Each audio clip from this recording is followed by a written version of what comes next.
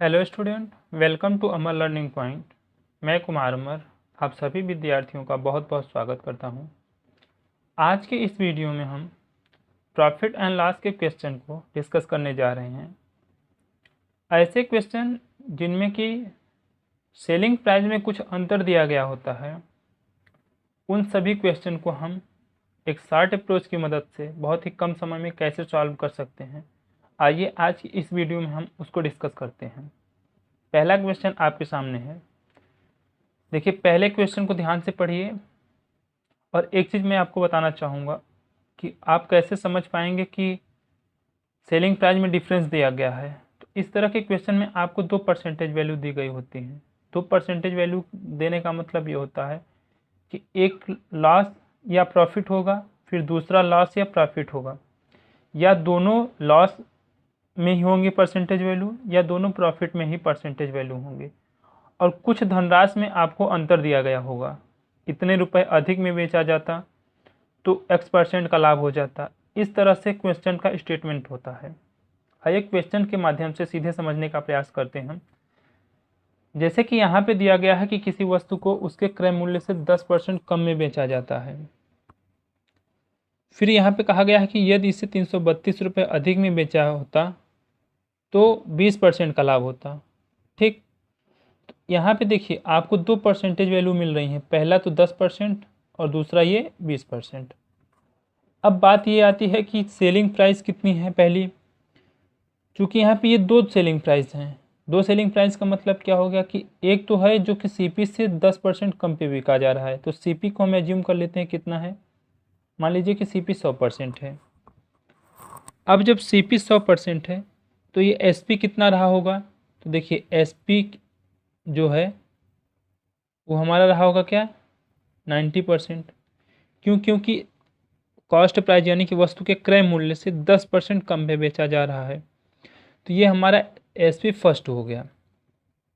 फिर क्या कहा गया है कि अगर 332 रुपये अधिक में बेचा गया होता तो 20% का लाभ होता। तो 20% बोले तो यानी कि एसपी सेकेंड की अगर बात की जाए तो वो जो भी कुछ होता वो 120% होता। बात आ रही समझ में। ये तो हमारा स्टेटमेंट हो गया क्वेश्चन के हिसाब से, और जो डिफरेंस दिया गया है वो 332 रुपये दिया गया है। ठीक, ये एक जो कंक्लूजन निकल रहा है, जो क्वेश्चन का स्टेटमेंट है, उसके आधार पे हमने ये चीज़ बना दिया।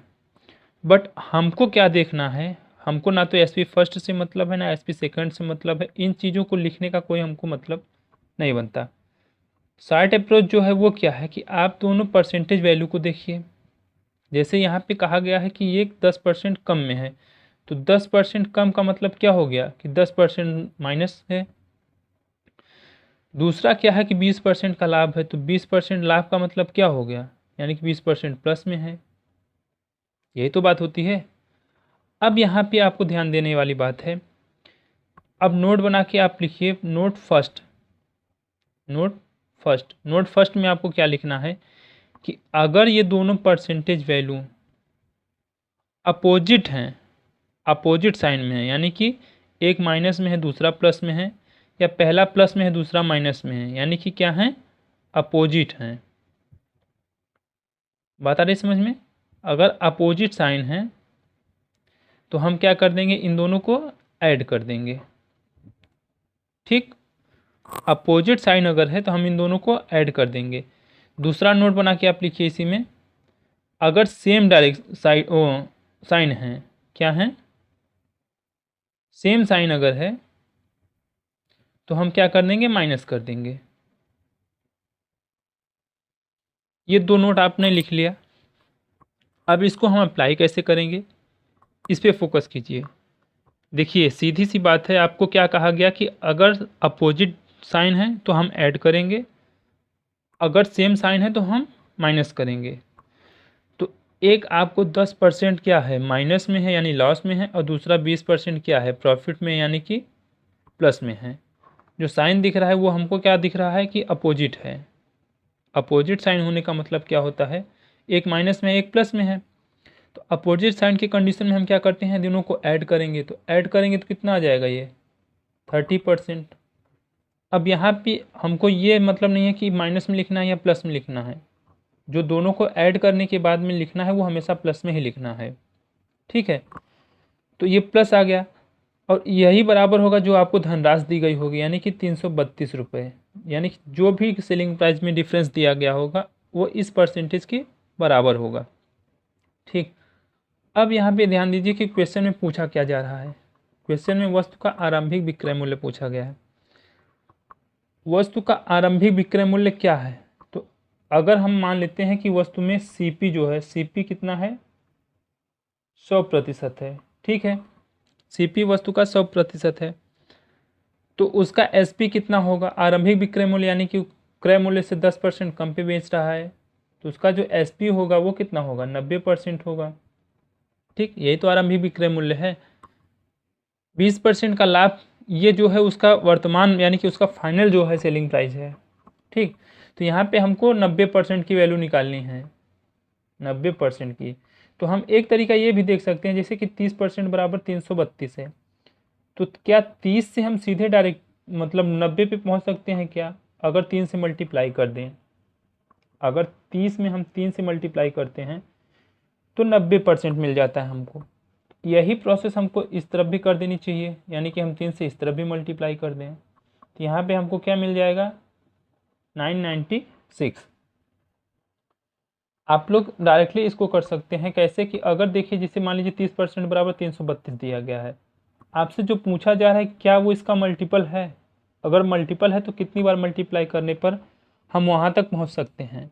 वही प्रोसेस आप दोनों तरफ कर दीजिए, डायरेक्टली आपका आंसर निकल के आ जाएगा। जैसे 30% बराबर 332 था, तो कोई ज़रूरत नहीं है कि आप 1% की वैल्यू निकालिए। अगर 90% आपसे पूछा जा रहा है तो 3 से मल्टीप्लाई कर दीजिए, मल्टीप्लाई करने पर ये मिल रहा है, यानी कि 30 का मल्टीपल है 90।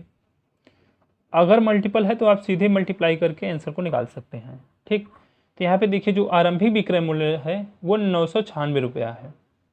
ठीक, आई होप कि ये क्वेश्चन, ये कंसेप्ट आपको समझ में आया होगा। अब एक और क्वेश्चन के साथ में हम इस कंसेप्ट को और स्ट्रांग बनाने की कोशिश करते हैं। आइए देखते हैं अगला क्वेश्चन क्या है। देखिए ये क्वेश्चन में क्या कहा गया है कि एक वस्तु मान लीजिए कोई है जिसको 18% के लाभ पे बेचा गया है, तो हमको क्या लिखना है? सीधे 18% प्लस। अभी हमें कुछ नहीं लिखना है, बस क्या क्वेश्चन में कहा जा रहा है उसको लिखते चले आना। फिर 49 रुपये अधिक में बेची जाती है, यानी कि जो डिफरेंस निकल के आ रहा है वो 49 रुपये निकल के आ रहा है। तो 25% का लाभ होता, फिर क्या है? 25%, ये भी प्लस में है। ठीक, अब आपको क्या करना है? देखिए डायरेक्ट साइन दोनों का क्या है? सेम है, ये भी प्लस में है, ये भी प्लस में है। क्योंकि साइन सेम है तो हम क्या करेंगे? माइनस करेंगे, तो माइनस करने पे क्या आएगा? 7%, यानी 25 में से 18 को घटा देंगे। अब ये नहीं है कि पहले में से दूसरे को घटाएं कि दूसरे में से पहले को घटाएं, बस आपको अंतर निकाल लेना है। आपका अंतर निकल के आ गया कितना? 7%, और ये परसेंटेज वैल्यू बराबर होगी कितने के? जो आपका सेलिंग प्राइस में डिफरेंस दिया गया होगा। सेलिंग प्राइस का डिफरेंस कितना था? 49 रुपीज़ का। अब आपसे पूछा क्या गया है? वस्तु का क्रय मूल्य। तो यहाँ से 1% बराबर निकालिए आप क्या? 7। तो क्रय मूल्य हमने आपको पहले बताया क्या कि क्रय मूल्य हम एज्यूम करेंगे 100%। ठीक, परसेंटेज की भाषा में किसी भी चीज़ को हम अगर एज्यूम करना होता है तो वो 100% हम एज्यूम करते हैं, क्योंकि परसेंटेज की लैंग्वेज में कोई भी चीज़ अपने आप में पूर्ण जो होती है वो 100% के इक्वल होती है। हमने एज्यूम किया क्या? सीपी हमारा 100% है। अब चूंकि हमको 7% की वैल्यू 49 है, यानी 49 रुपये है, तो 1% की वैल्यू हमको 7 रुपये मिल गई। अब हमको 100% की वैल्यू चाहिए, तो अगर एक में हम 100 से मल्टीप्लाई कर देते हैं तो डायरेक्टली ये 100% हो जाएगा। तो इधर भी 100 से मल्टीप्लाई कर देंगे तो ये भी 700 हो जाएगा। यानी कि वस्तु का जो selling price sorry cost price है वो कितना आ गया आपका? 700 रुपये। करना क्या था आपको? बस आपको दोनों परसेंटेज वैल्यू देखनी थी, दोनों साइन सेम है, माइनस कर दीजिए यानी अंतर निकाल लीजिए, और जो डिफरेंस आपको धनराशि में दी गई है उसको उसके इक्वल कर दीजिए। बाकी आप उसको जो क्वेश्चन में पूछा गया है, क्रय मूल्य पूछा गया है, तो वो कैलकुलेट करके निकाल दीजिए। ठीक, अब एक और क्वेश्चन देखिए, और उसमें कैसे हम इस अप्रोच को अप्लाई करेंगे। क्या उसमें कुछ डिफरेंस होगा, कुछ अलग होगा क्वेश्चन में, देखने का प्रयास करते हैं। देखिए यहाँ पे क्वेश्चन में क्या कहा गया है कि किसी वस्तु को 25% के लाभ और 37.5% के हानि पर बेचने से विक्रय मूल्य का अंतर 1250 रुपये है। यानी यहाँ पे सीधे आपसे क्वेश्चन में बिल्कुल सरल भाषा में बता दिया गया है कि इतने परसेंट के प्रॉफिट पर या इतने परसेंट के लॉस पर बेचने से जो विक्रय मूल्य का अंतर आ रहा है वो कुछ धनराशि दी गई है कि इतना है। अब पहले तो हम यहीं से अपना काम करते हैं, क्या ये 25% लाभ है और 37.5% क्या है, हानि है। और जो डिफरेंस दिया गया है वो कितना दिया गया है, 1250 का, ये इतना है।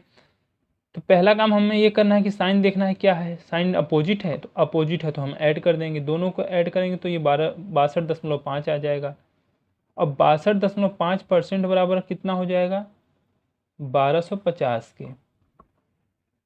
ठीक, दोनों परसेंटेज वैल्यू को ऐड करें या माइनस करें, जितना आए उतने के बराबर आप जो अंतर दिख रहा है धनराशि में, यानी कि जो राशि है उसकी रुपए पैसे में, उतने के बराबर रख दीजिए।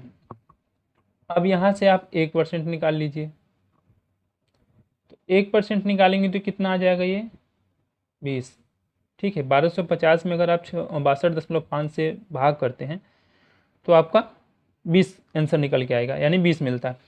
अब आगे क्वेश्चन पढ़िए। अब इसमें आपसे पूछा क्या गया है, पूछा गया है कि अगर इसको 12.5% के लाभ पर बेचा जाता है, ठीक, 12.5% के अगर लाभ पर बेचा जाता है तब इसका सेलिंग प्राइस क्या होगा।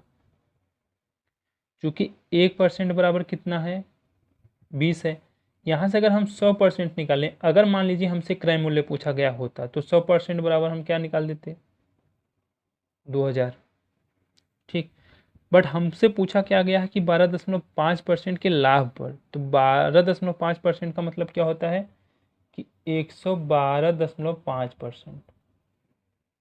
ठीक, 100 के केस में हमेशा जितना परसेंट निकालना होता है वो उतने के ही बराबर होता है। तो यहाँ से अब चूँकि लाभ जो होता है वो कॉस्ट प्राइस पे होता है, कॉस्ट प्राइस 100 है, तो जो लाभ होगा 12.5 का वो कॉस्ट प्राइस पे होगा, इसी में ऐड होगा, तो ये 112.5 हो जाएगा। अब चूँकि 100% की वैल्यू हमको 2000 मिल रही है, तो 112.5 की वैल्यू हमको निकलनी है। तो हम इसके लिए क्या कर सकते हैं कि 2000 इंटू 112.5 और डिवाइडेड बाई 100। ठीक, तो यहाँ से देखिए 2 जीरो से 2 जीरो कैंसिल हो जाएगा, यहाँ 2 से मल्टीप्लाई कर दीजिए आप। ठीक, ये 2250 रुपये जो है वो आपका सेलिंग प्राइस आ गया। कब, जब आप वस्तु को 12.5% के लाभ पर सेल करेंगे तो। ठीक, आई थिंक कि आपको ये अप्रोच समझ में आया होगा, आप इस चीज़ को सीख पाए होंगे। ठीक, एक और क्वेश्चन देखते हैं हम। देखिए यहाँ क्वेश्चन में कुछ अलग नहीं है, जैसे पिछला क्वेश्चन था सेम उसी तरह का ये भी क्वेश्चन है, थोड़ा सा डेटा डिफरेंस है, अलग अलग हैं। देखिए यहाँ पे बात कही गई है कि 20% के लाभ पर बेचा जा रहा है और 18% के हानि पर बेचा जा रहा है। तो जो डिफरेंस निकल के आ रहा है विक्रय मूल्य का वो 570 रुपये है, यानी 20% का लाभ और 18% का हानि। हम डायरेक्टली क्या कर देंगे इसको, 38% बराबर 570, कुछ नहीं लिखना है। अब इस क्वेश्चन में हम आपको ये बताने का प्रयास कर रहे हैं कि कैसे डायरेक्टली आपको लिख के सॉल्व करना है एक लाइन में। हमसे पूछा क्या गया है कि 12% के हानि पर बेचा जाए तो वस्तु का विक्रय मूल्य बताइए। अब चूंकि हमको पहले ये निकालना होगा कि वस्तु का क्रय मूल्य कितना होगा, तो हमको 100% की वैल्यू निकालनी है। ठीक, लेकिन 38 का मल्टीपल 100 नहीं है, इसलिए हमको पहले 1% की वैल्यू निकालनी होगी। ठीक, हम अगर 1% की वैल्यू निकालते हैं तो वो हमको मिलेगा कितना, 15। 570 में अगर 38 से आप भाग करते हैं तो 15 मिलता है। ठीक, अब 100% बराबर कितना हो जाएगा, ये 1500 हो जाएगा। ठीक है, तो आपसे पूछा क्या गया है कि 12% के हानि पर, क्योंकि 100% बराबर 1500 है, तो हानि जो होगी वो कॉस्ट प्राइस पे होगी। 12% की अगर हानि करेंगे तो हम 88% होगा हमारा ये। ठीक है, तो 88% की वैल्यू हमको फाइंड आउट करनी है। तो इसके लिए आप देखिए दो तरीका है। पहला तरीका ये है कि आप 1500 इंटू 88/100 करके निकाल सकते हैं।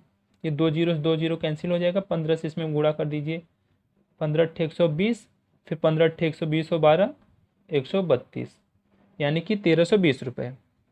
दूसरा तरीका क्या है, आप यहाँ पे देखिए 1% की वैल्यू आपको 15 मिली है, तो यहीं से आप 88% की भी वैल्यू निकाल सकते हैं। फिर आपको ये 100% की वैल्यू निकालने की आवश्यकता नहीं है। अगर डेटा इस तरह का है जिसमें कि आपको मल्टीपल मिल रहे हैं तो आप वहाँ से डायरेक्टली निकाल सकते हैं। अदरवाइज अगर जो मल्टीपल आपको नहीं मिल रहे हैं तो आप 100% निकालेंगे, फिर वहाँ से कैलकुलेट करेंगे। ठीक, तो 88% निकालने का मतलब क्या हो गया कि आपने 1 में 88 से गुणा किया तो आपको 88% मिला। इधर भी आप 15 में 88 से गुणा करेंगे। ठीक है, तो 15 में 88 से गुणा करेंगे तो कितना निकल के आएगा, 1320। आता है समझ में? तो ये शार्ट अप्रोच था। आपको जब भी सेलिंग प्राइस में अंतर दिया गया हो तो आप कैसे एक लाइन में सीधे आप लिखते हुए और कैलकुलेशन करते हुए आंसर निकाल सकते हैं। इस तरह के क्वेश्चन में आपसे 3 क्वेश्चन पूछा जा सकता है। पहला क्वेश्चन ये होता है कि आप वस्तु का क्रय मूल्य बताइए। आपको ये कंडीशन दी गई होती है कि मान लीजिए कि कुछ % के लाभ पर वस्तु को बेचा जा रहा है या कुछ % हानि पे बेचने से कुछ धनराशि आपको दी गई होगी जितने का अंतर आ रहा है। ठीक, तो वस्तु का क्रय मूल्य बताइए। पहला क्वेश्चन ये बनता है कि आप वस्तु का कॉस्ट प्राइस बताइए। दूसरा क्वेश्चन ये बनता है कि आपको कुछ परसेंटेज दे दिया गया होता है, इतने % के हानि पर बेचने से वस्तु का विक्रय मूल्य बताइए, या इतने % के लाभ पर बेचने से वस्तु का विक्रय मूल्य बताइए। ये दूसरा क्वेश्चन आपसे बन गया। तीसरा जो क्वेश्चन आपसे पूछा जा सकता है वो यही कि वस्तु का आरंभिक विक्रय मूल्य क्या है। तब आपको ध्यान देना है कि आपको क्वेश्चन में पहला स्टेटमेंट क्या कहा गया है, वही वस्तु का आरंभिक विक्रय मूल्य होता है। जैसे इस क्वेश्चन में पहला स्टेटमेंट ये कहा गया है कि किसी वस्तु को 20% के लाभ पर, हमारा पहला जो विक्रय मूल्य हो गया यानी आरंभिक विक्रय मूल्य जो हो गया वो 20% के लाभ पर बेचा जा रहा है, यानी कि 120% हमारा आरंभिक विक्रय मूल्य हो गया। अब अगर आपसे पूछा जाए कि वस्तु का वर्तमान विक्रय मूल्य बताइए, यानी वस्तु का सेकेंड विक्रय मूल्य, जिसे अगर आपसे पूछ लिया जाए तो दूसरा स्टेटमेंट आप पढ़िए कि 18% के हानि पर जो बेचा जा रहा है वो वस्तु का दूसरा विक्रय मूल्य होता है। ठीक, और ऐसे क्वेश्चन में आपसे या तो आरंभिक विक्रय मूल्य पूछा जाएगा या तो आपसे कुछ % के लाभ या हानि पर बेचने से विक्रय मूल्य पूछा जाएगा, या फिर क्रय मूल्य आप वस्तु का बताना पड़ेगा आपको। यही 3 टाइप के क्वेश्चन बनते हैं जब भी किसी वस्तु के सेलिंग प्राइस में डिफरेंस दिया गया होता है। ऐसे कंडीशन में आपसे सिर्फ यही 3 तरह का क्वेश्चन पूछा जाता है, और मैं आपको सजेस्ट करूंगा कि आप इस शार्ट अप्रोच के अप्लाई करके क्वेश्चन को बहुत ही आसानी से और बहुत ही कम समय में सॉल्व कर सकते हैं। मैं आपको एक बार फिर रिवाइज कराना चाहूँगा कि जब भी आपको दोनों परसेंटेज वैल्यू डिफरेंस यानी अपोजिट हों तो इनको ऐड करके जो भी आपको धनराशि दिया गया हो, जो भी अंतर दिया गया हो, उतने के इक्वल कर दीजिए। कैलकुलेशन करके जो भी क्वेश्चन में आपसे पूछा गया है उसको आप फाइंड आउट कर लीजिए। साइन अगर सेम है, दोनों प्रॉफिट हैं तो घटा दीजिए, दोनों लॉस हैं फिर भी घटा दीजिए। ठीक, और फिर वही इक्वल में आपको डिफरेंस जो आपको विक्रय मूल्य का दिया गया है उतना रख के कैलकुलेशन करना है। तो आई होप कि आप सबको ये अप्रोच समझ में आया होगा, आप सीख पाए होंगे कुछ नया, कुछ इंटरेस्टिंग चीज़। ठीक है, तो इसी तरह के कुछ स्मार्ट अप्रोच के साथ में मिलते हैं फिर आप सबसे एक नए वीडियो में। Okay, thank you very much.